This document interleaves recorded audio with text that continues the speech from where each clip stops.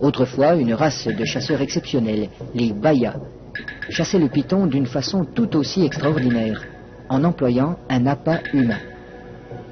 Il arrive que les hommes de Mbao aient eux aussi recours à cette technique.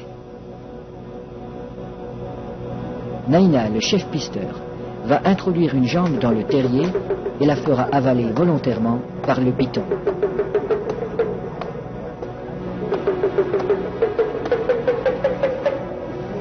Il est indispensable de posséder le remède qui a été fourni par le sorcier.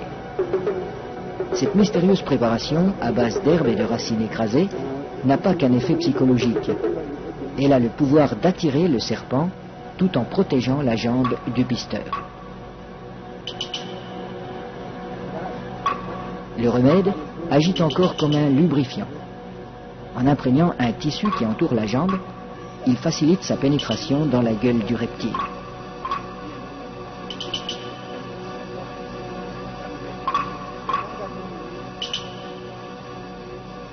La jambe appât restera en principe intacte, car le python avale simplement cette proie qui vient à lui. À peine sera-t-elle attaquée superficiellement par les sucs digestifs.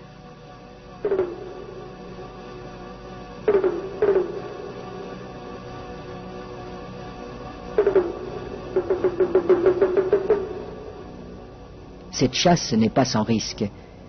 Un python particulièrement puissant pourrait entraîner l'homme dans son repère.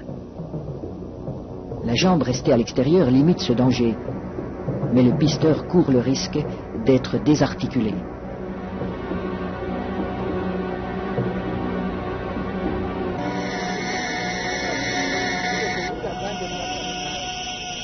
Pour rendre l'attente moins pénible, mais aussi faciliter le glissement des corps de l'homme et de l'animal, on place des feuilles fraîches sous le pisteur.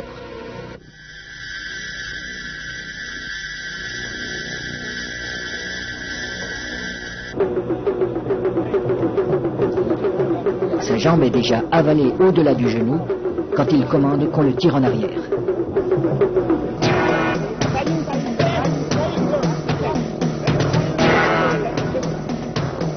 Refusant de laisser échapper sa proie, le python apparaît.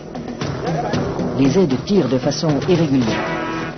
Il secoue le python pour l'empêcher de trouver un point d'appui. Le pisteur relève son pied à angle droit pour serrer le serpent, à la manière d'un hameçon. L'animal se sent piégé, mais il ne peut plus lâcher la jambe. Le python est maintenu allongé. Il faut éviter qu'il ne s'enroule. Cette position lui enlève une grande part de sa force. Pour dégager sa jambe, Naina déchire la gueule du python au couteau.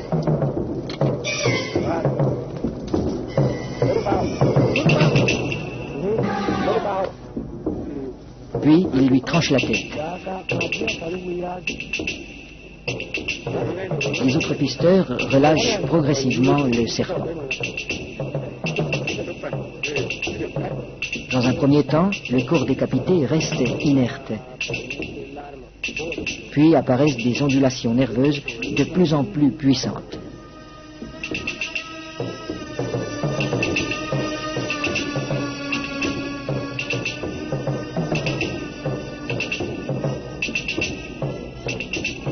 Il bougera ainsi pendant près d'une heure, prenant presque des positions d'attaque comme s'il cherchait toujours, au-delà de la mort, à menacer ses assaillants.